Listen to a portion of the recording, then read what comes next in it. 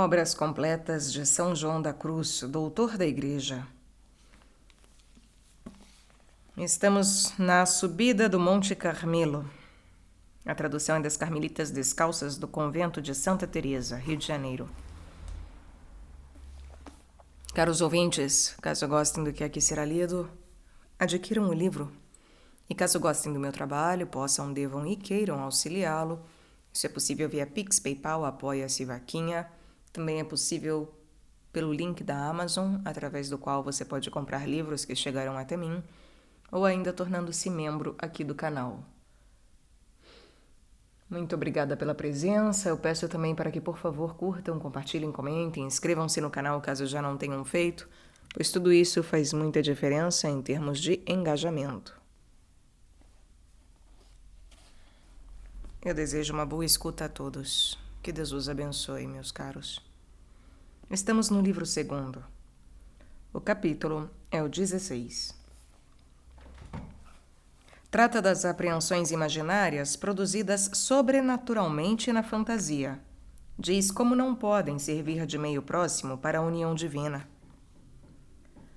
Após havermos tratado das apreensões naturais oferecidas à imaginação e fantasia, convém falar agora das que a alma pode receber sobrenaturalmente. Estas são as visões imaginárias pertencentes também a este sentido interior por se apresentarem sob imagens, formas e figuras do mesmo modo que as naturais. Sob esta denominação de visões imaginárias, compreendemos todas as espécies, imagens, formas e figuras que a imaginação é suscetível de receber sobrenaturalmente. Todas as impressões que dos 5 sentidos corporais se oferecem à alma e se imprimem nela por via natural, podem-se lhe apresentar por via sobrenatural, sem concurso algum dos sentidos exteriores. Na verdade, a fantasia, juntamente com a memória, é como um arquivo e receptáculo do entendimento, onde se conservam todas as imagens e formas inteligíveis. Como um espelho, reflete-as em si quando as recebe, seja pelos 5 sentidos externos, seja sobrenaturalmente, como aqui vamos dizendo. E assim representa as ditas imagens ao entendimento que as considera, e forma seu juízo sobre elas. E não somente isto pode a fantasia fazer, mas ainda pode compor e imaginar outras formas à semelhança das já percebidas. Devemos saber que, assim como os 5 sentidos exteriores representam aos 5 sentidos interiores as imagens e espécies recebidas, do mesmo modo pode Deus, ou ainda o demônio, representar a alma sobrenaturalmente, sem o concurso dos sentidos exteriores, as mesmas imagens e figuras, com muito maior beleza e perfeição. Vemos com efeito que, sob essas formas, muitas vezes, Deus representa coisas à alma, ensinando-lhe muita sabedoria, como nos mostra a cada passo a Sagrada Escritura, quando, por exemplo, o Senhor revelou a Isaías a sua glória, na espessa nuvem que enchia o templo. Ou quando se mostrou num trono cercado de serafins que cobriam o rosto e os pés com suas asas. Ou ainda quando se manifestou a Jeremias no símbolo da vara que velava. E a Daniel por numerosas visões, etc. O demônio, de sua parte, também procura seduzir a alma com visões aparentemente boas. Podemos ver no livro dos Reis como enganou a todos os profetas de Acabe, representando-lhes à imaginação os cornos de ferro com os quais o rei havia de vencer os assírios, segundo sua diabólica predição, que foi mentira. Tal foi ainda o sonho da mulher de Pilatos, visando impedir a condenação de Cristo, e outras muitas passagens onde se pode observar como neste espelho da fantasia e imaginação se apresentam as visões imaginárias aos aproveitados, muito mais frequentemente do que as corporais exteriores. Umas e outras não diferem quanto à forma sensível, mas sim e grandemente quanto à sua perfeição e efeito.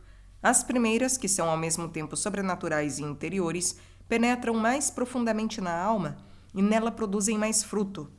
Não se deve dizer, entretanto, que certas visões corporais e exteriores não possam operar maiores efeitos que as imaginárias, porque, enfim, a sua ação está subordinada ao beneplácito divino. Baseamo-nos aqui apenas sobre a sua intrínseca propriedade, que é a de serem mais espirituais. O sentido da imaginação e fantasia é onde mais facilmente pode entrar o demônio, com seus ardis, ora naturais, pois esta é a porta e entrada da alma, como dissemos.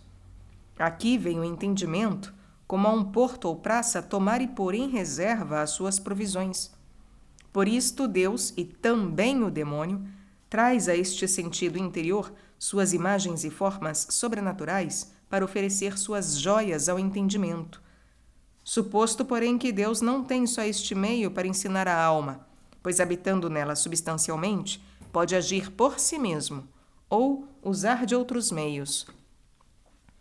O meu fim não é indicar as provas pelas quais se conhecerá se as visões procedem do bom ou mau espírito, ou declarar suas diversas maneiras.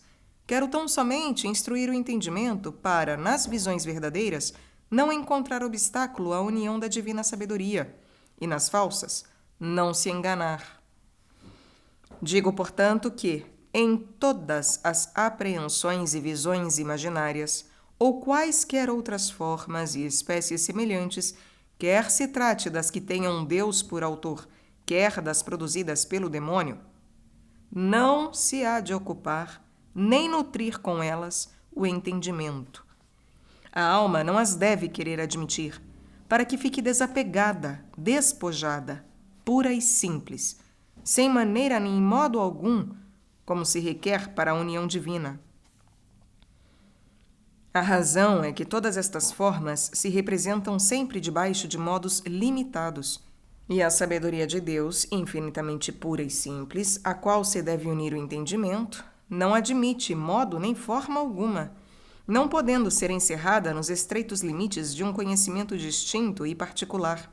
Ora, para unir dois extremos, a alma humana e a divina sabedoria, cumpre estabelecer entre eles certo modo de proporção e de semelhança.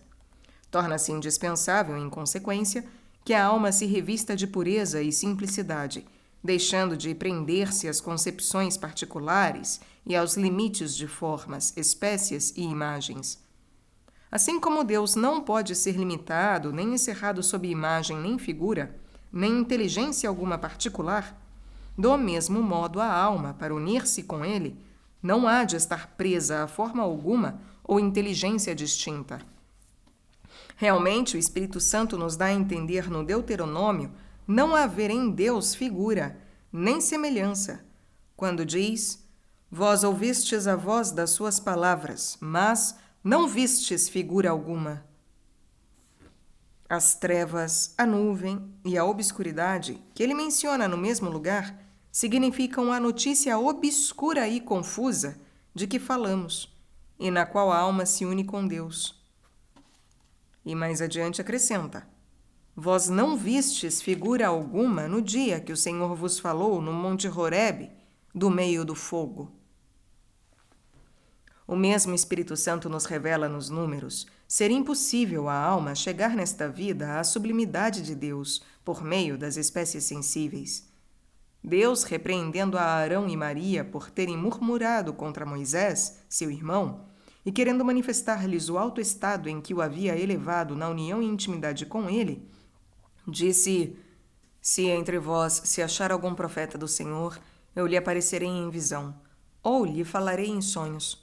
Mas não é assim a respeito do meu servo Moisés, que é o mais fiel em toda a minha casa, porque eu lhe falo face a face, e ele vê o Senhor claramente, e não debaixo de enigmas ou de figuras.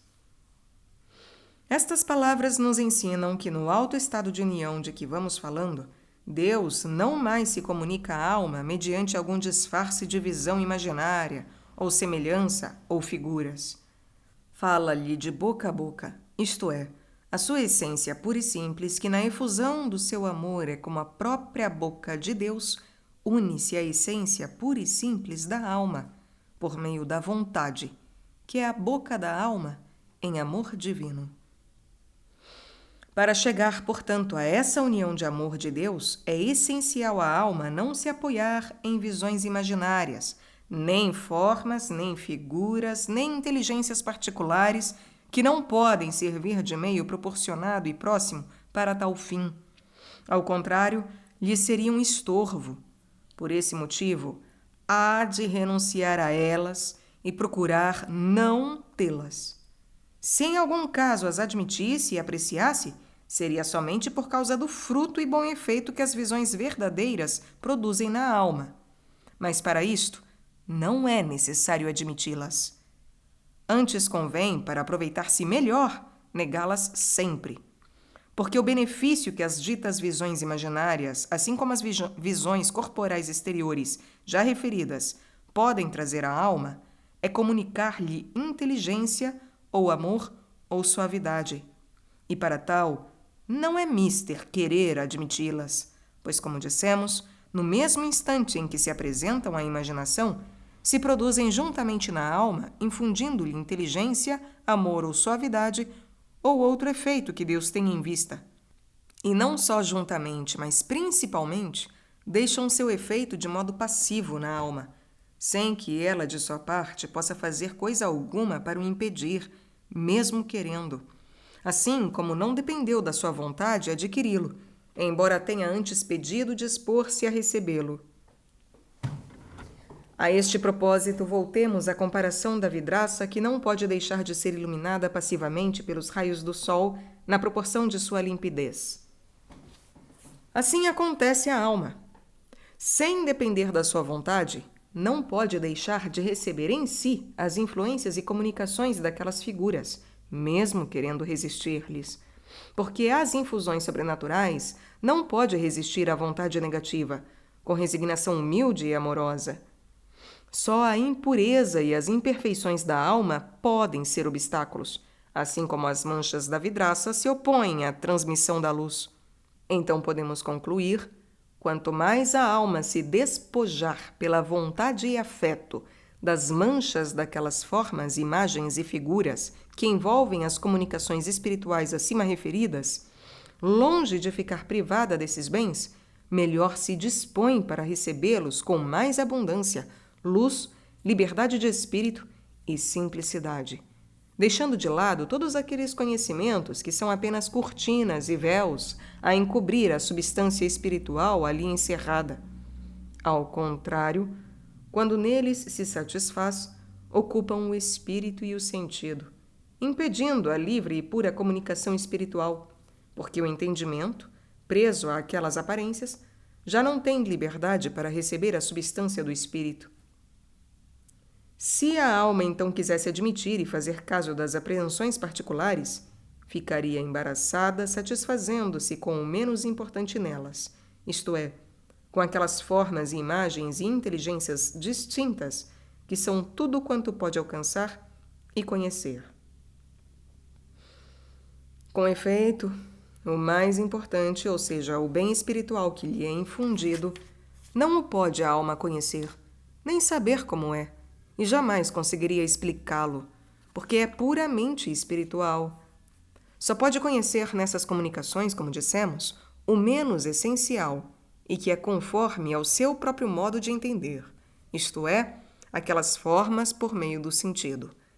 Por isto digo que passivamente e sem que ela haja com entendimento e até mesmo sem saber agir, Deus lhe comunica daquelas visões o que ela jamais souber entender ou imaginar. É necessário, pois, a alma apartar sempre o olhar de todas as apreensões que pode ver e entender distintamente, as quais, sendo comunicadas por via dos sentidos, não estabelecem o fundamento da fé. Ponha antes os olhos no que não vê nem pertence ao sentido, senão ao espírito, e não tem forma alguma sensível. É isto que a conduzirá à união na fé, único meio próprio, como já dissemos.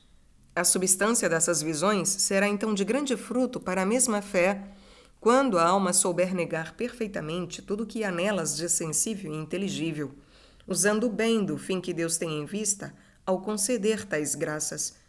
E, efetivamente, como dissemos das visões corporais, Ele não as concede para a alma admiti-las, nem lhes ter apego. Surge, porém, uma dúvida. Se é verdade que Deus, quando favorece a alma com visões sobrenaturais, não as dá para admiti-las, nem apoiar-se a tais coisas, nem fazer caso delas, por que então as concede? Não podem ser ocasião de tantos erros e perigos para a alma? Ou, pelo menos, não a expõem aos inconvenientes já assinalados que impedem o seu progresso na perfeição? E, sobretudo, se o Senhor as pode conceder espiritualmente, em substância, em vez de comunicar-se à alma mediante o sentido nessas visões e formas sensíveis? Responderemos a essa dúvida no capítulo seguinte. A meu ver, é doutrina muito importante e bem necessária, tanto para os espirituais como para seus diretores. Diremos então o modo usado por Deus nessas visões, a fim que se propõe, e o fim que se propõe. Por ignorarem este ponto, muitos não sabem reger nem guiar com segurança a si e a outros na via da união. Reconhecendo Deus como o verdadeiro autor desses favores, pensam ser útil admiti-los com segurança. Não reparam que a alma pode achar nessas graças grande estorvo, apego e embaraço, tanto como nas coisas do mundo, se não souber renunciá-las. Assim, julgando esses diretores ser bom admitir umas e reprovar outras, expõem não só a si mesmos, mas também as almas suas dirigidas aos perigos e trabalhos que traz consigo o discernimento entre o verdadeiro e o falso nessas visões. No entanto, Deus não quer este modo de proceder, nem que inquietem almas singelas e simples, envolvendo-as nessas questões, pois tem doutrina sã e segura na fé, pela qual hão de caminhar adiante. Para isso é imprescindível fechar os olhos a todo o sentido e a qualquer inteligência clara e particular. Estando São Pedro tão certo da gloriosa transfiguração de Cristo contemplada no Tabor e referindo-a em sua segunda epístola, não quis deixar esta visão como principal testemunho de firmeza, mas, encaminhando os cristãos à fé, lhes disse: E ainda temos mais firme testemunho que esta visão do Tabor, nas palavras dos profetas, a que fazeis bem de atender, como a uma tocha que alumia em lugar tenebroso. E ainda temos mais firme testemunho que esta visão do Tabor, nas palavras dos profetas. Se quisermos reparar neste texto, veremos como exprime bem a doutrina que vamos ensinando.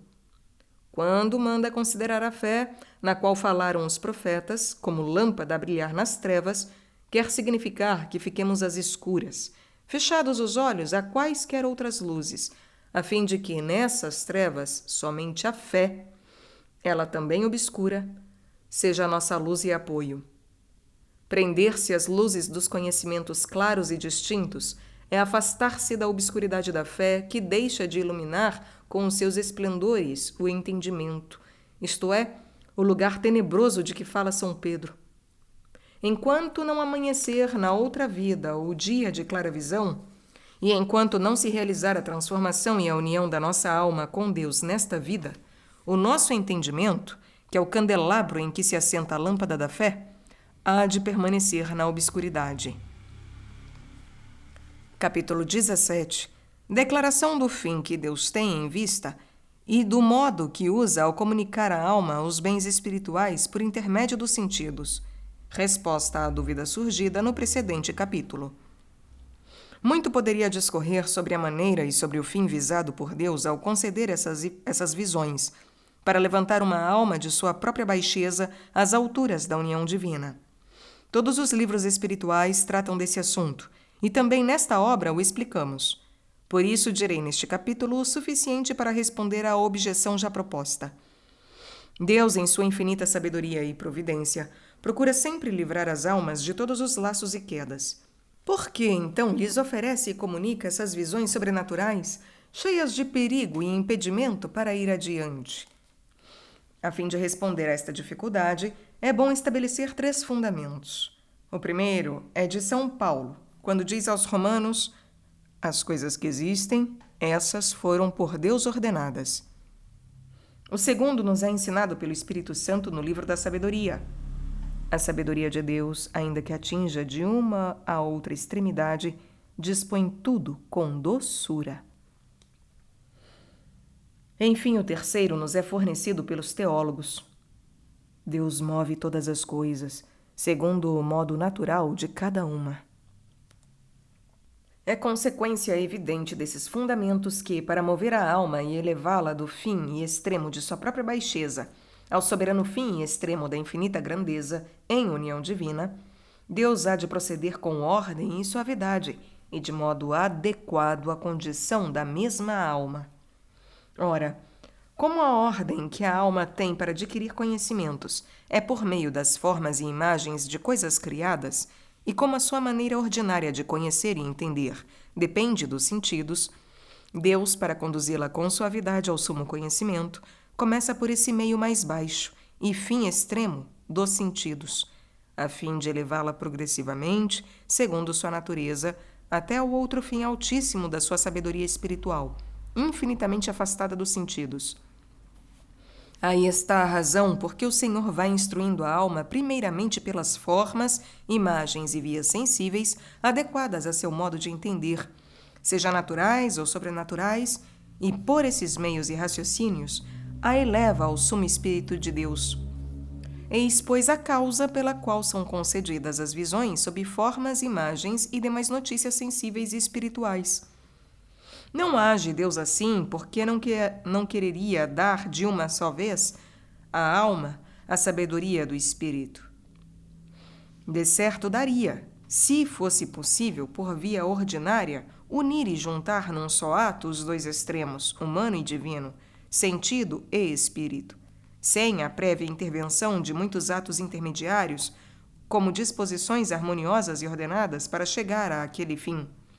E essas disposições, assim como os agentes naturais, servem gradualmente umas às outras de fundamento, as primeiras às segundas, estas às terceiras e assim por diante, nem mais, nem menos.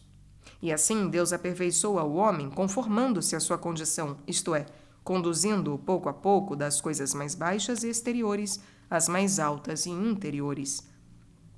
Em primeiro lugar, aperfeiçoa os sentidos corporais, oferecendo-lhes os objetos exteriores naturalmente bons e perfeitos, como, por exemplo, assistir à missa, ouvir os sermões, ver imagens santas, mortificar o gosto nos alimentos, macerar o corpo pelas austeridades da penitência. Quando os apetites já estão algo dispostos, costuma o Senhor aperfeiçoá-los mais, concedendo-lhes, para confirmá-los no bem, algumas consolações e favores sobrenaturais, tais como visões sensíveis dos santos ou coisas santas, palavras cheias de suavidade, perfumes delicados e grande deleite no tato. E por estes meios vai confirmando os sentidos na virtude e afastando-os do apetite de coisas más. Além disto, vai juntamente aperfeiçoando os sentidos corporais interiores, isto é, a imaginação e a fantasia. Inclina-os para o bem por considerações, meditações e discursos piedosos, com os quais vai instruindo o espírito. Uma vez dispostos os sentidos interiores com este exercício natural, costuma Deus ilustrá-los e espiritualizá-los mais ainda, por meio de algumas visões sobrenaturais, aqui chamadas imaginárias. E nelas o espírito tira maior proveito, como já dissemos. Assim, tanto nas comunicações mais exteriores, como nessas mais espirituais, vai a alma perdendo sua natural rudeza e reformando-se pouco a pouco. Desta maneira, o Senhor eleva as almas de grau em grau até o mais interior. Não que seja necessário guardar sempre esta ordem, do princípio ao fim, com tanta exatidão. Às vezes Deus faz uma coisa sem a precedente, ou começa pelo que é mais interior, antes de dar alguma graça mais exterior, ou ainda pode conceder tudo ao mesmo tempo. Enfim, age como vê ser mais conveniente à alma, ou conforme lhe apraz conceder suas divinas mercês. Entretanto, a via ordinária é a que indicamos. Este é o modo pelo qual Deus vai instruindo a alma e tornando-a espiritual, começando pelas coisas exteriores, palpáveis e acomodadas ao sentido, segundo a pequena capacidade nela encontrada, para que, mediante a casca de tais coisas sensíveis, boas em si mesmas, possa o espírito ir fazendo atos particulares e recebendo tantos bocados de comunicação espiritual e chegue, enfim, a alcançar a atual substância do espírito, alheia a todo sentido. Não poderia atingir esta altura, senão muito paulatinamente, vagarosamente, e a seu modo, isto é, pelo sentido a que está naturalmente apegada, e a seu modo, isto é, pelo sentido a que está naturalmente apegada.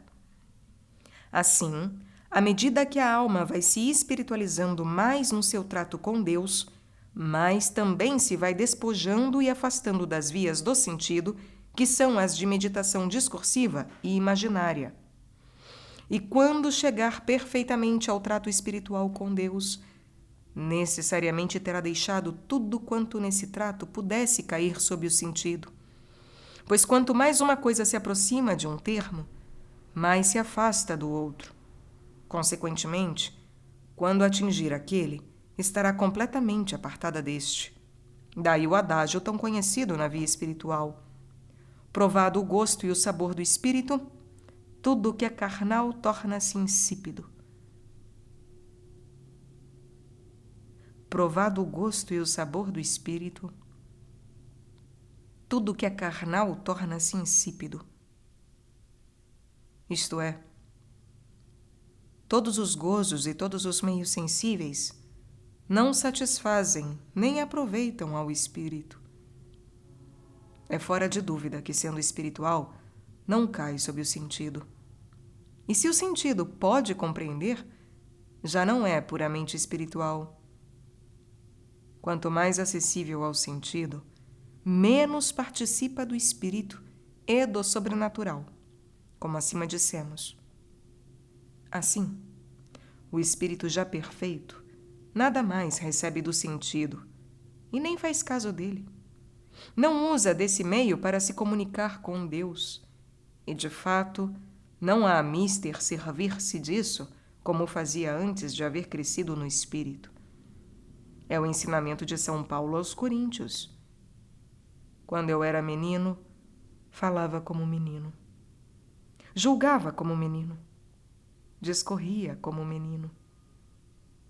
Mas depois que cheguei a ser homem feito, dei de mãos as coisas que eram de menino.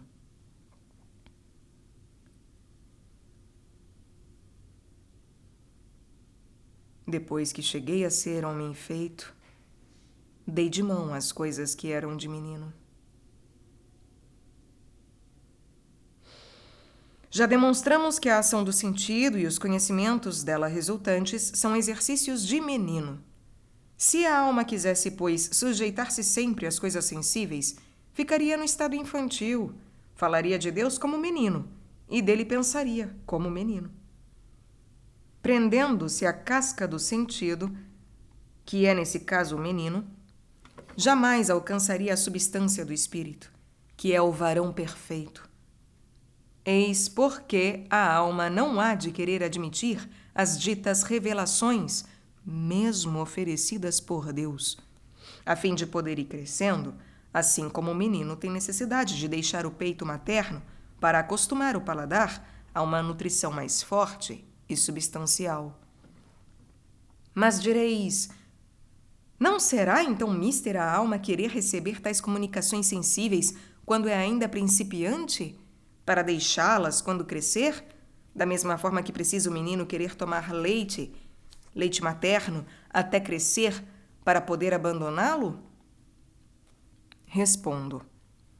A respeito da meditação discursiva, quando a alma começa a buscar a Deus, é certo, não deve deixar o peito do sentido, porque tem necessidade de sustentar-se até chegar a ocasião e tempo oportuno de abandonar esse meio sensível.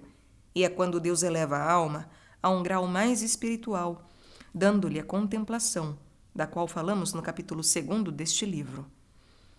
Quanto às visões imaginárias, porém, e outras apreensões que se apresentam ao sentido sem a cooperação humana, digo que em qualquer tempo ou ocasião, seja no estado já perfeito ou ainda menos perfeito, e mesmo vindo essas visões de Deus, a alma não as há de querer admitir, por dois motivos. Primeiro, tais comunicações, como dissemos, produzem passivamente seu efeito na alma, sem que esta possa obstar, embora possa impedir a visão, como sucede muitas vezes. E nesse caso, o efeito será muito maior, porque é comunicado substancialmente, conquanto seja de maneira diversa. Na verdade, a alma não pode impedir os bens que Deus lhe quer conceder, senão pela sua imperfeição e apego a eles. Quando os recusa com humildade e temor, não há imperfeição ou apego algum. Segundo motivo, livra-se a alma do perigo e trabalho de distinguir as visões verdadeiras das falsas e conhecer se vem do anjo da luz ou das trevas. Neste discernimento não há proveito algum, e sim perda de tempo, ficando a alma embaraçada nisso, em ocasião de muitas imperfeições, além de não progredir no essencial. É preciso abandonar todas essas particularidades de apreensões e inteligências distintas, segundo dissemos a respeito das visões corporais, e destas havemos de falar mais adiante. E isto se tenha por certo: se nosso Senhor não tivesse que se colocar ao nível da alma, como dissemos, jamais lhe comunicaria a abundância do seu espírito por esses canais tão estreitos das formas, das figuras e inteligências distintas, com a ajuda das quais ele a sustenta por meio de pequenas migalhas. Por isso, disse Davi, envia a sua sabedoria às almas como aos bocadinhos. Causa pena ver a alma, cuja capacidade é infinita, reduzir-se pela sua fraqueza e inabilidade sensível a tomar seu alimento apenas por migalhas através do sentido. Esta falta de disposição e esta pequenez para receber o Espírito de Deus fazia gemer São Paulo quando escrevia aos Coríntios: E eu, irmãos, não vos pude falar como a espirituais, senão como a carnais, como a pequeninos em Cristo.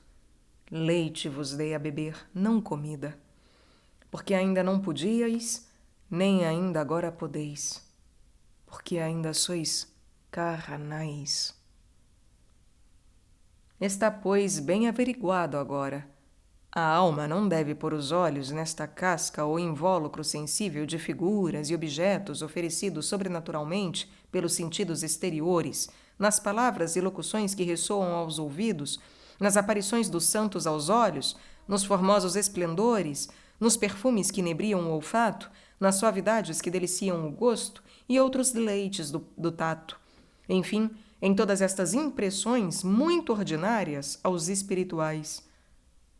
Igualmente, não se há de deter nas visões imaginárias dos sentidos interiores, mas deve renunciar a todas e só visar o bem espiritual que esses favores lhe fazem, procurando conservá-lo nas suas obras e no exercício de tudo o que é do serviço de Deus, ordenadamente, sem advertir naquelas representações nem querer gosto algum sensível.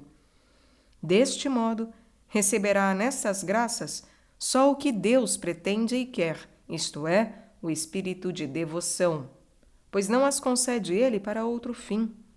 A alma deixa assim o que Deus não daria se pudesse comunicar-se a ela puramente no espírito, como dissemos, sem o exercício e apreensão do sentido.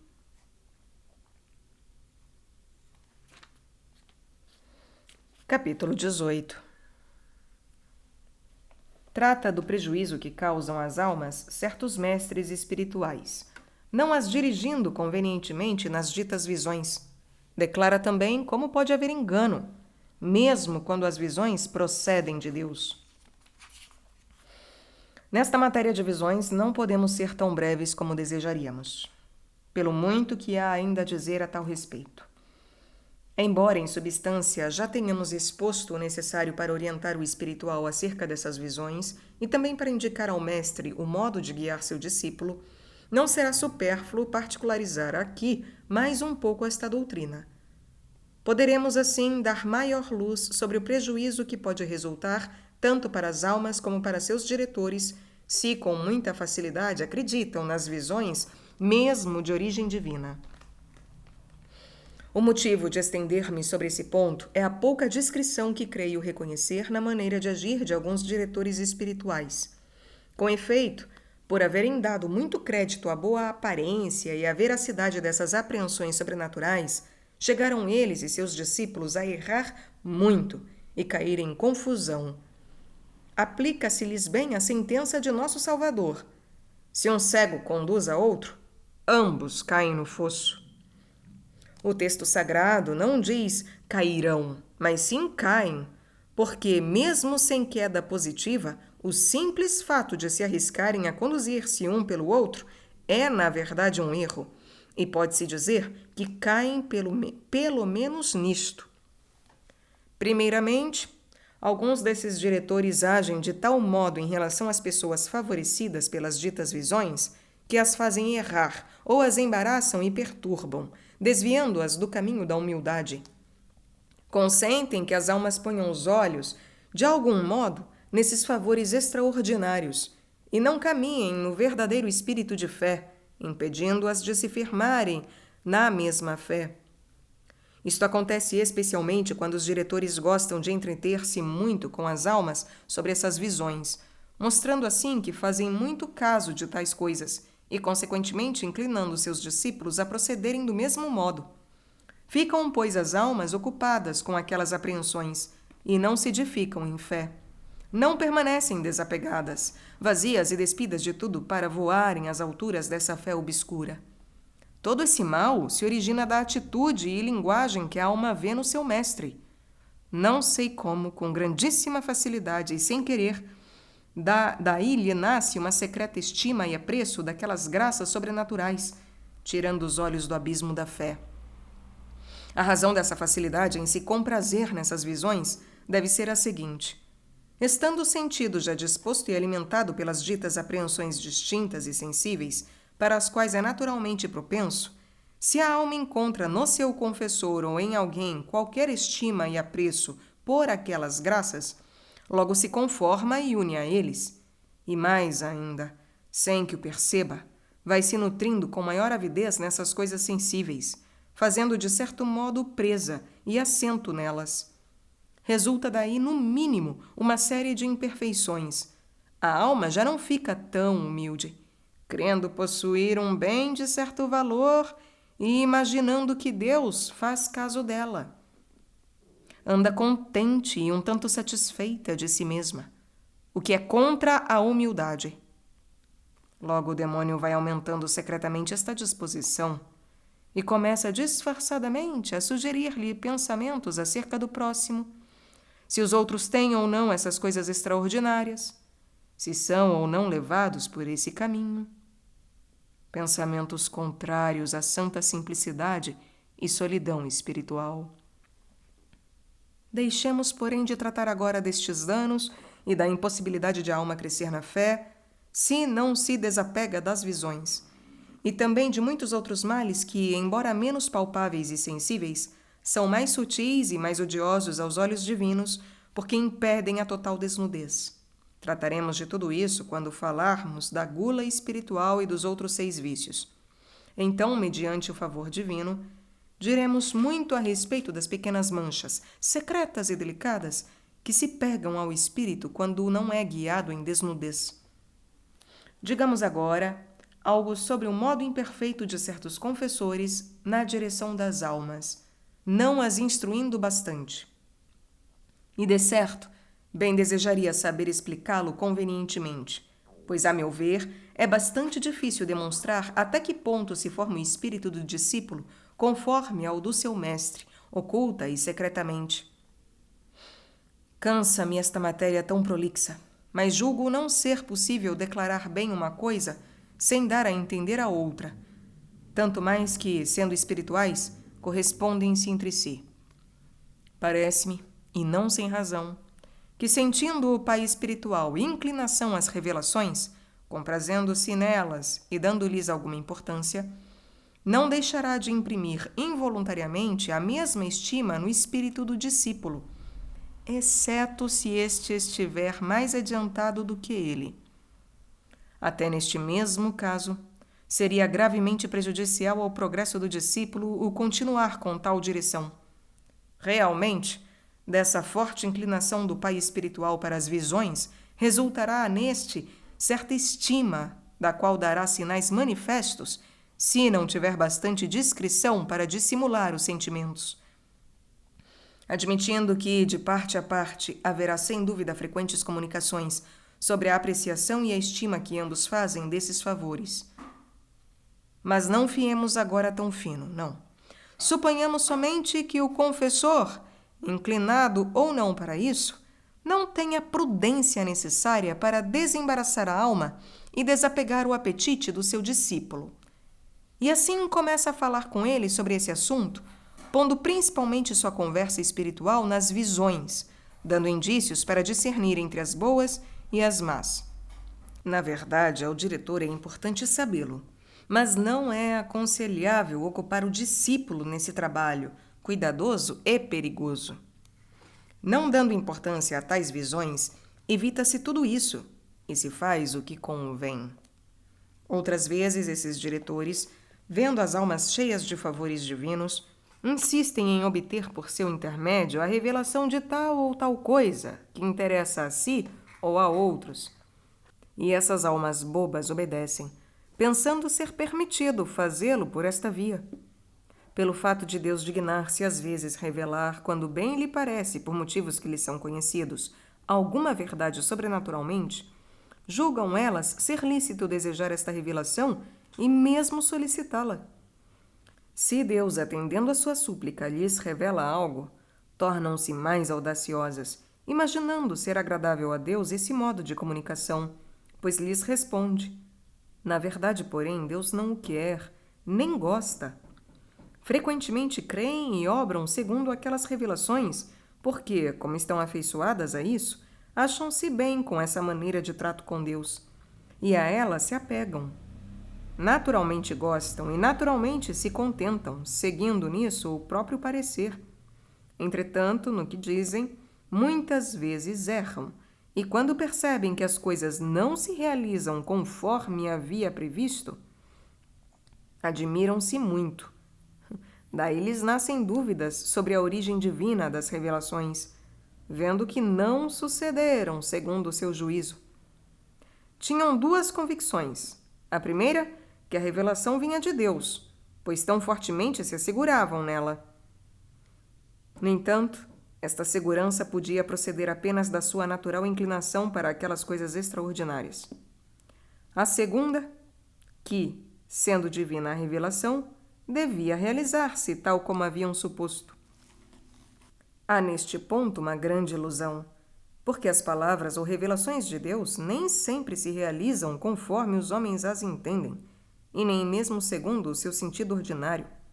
E, em consequência, ainda havendo certeza de serem as revelações, palavras ou respostas vindas de Deus, não devem as almas admiti-las com muita segurança, nem crer de olhos fechados. Embora certas e verdadeiras em si mesmas, nem sempre o são quanto às suas causas, ou quanto ao nosso modo de entender. É o que provaremos no capítulo seguinte. Diremos, logo depois, como tais perguntas feitas a Deus pelas almas sempre o desagradam e muito o aborrecem, mesmo ainda quando ele se digna a responder.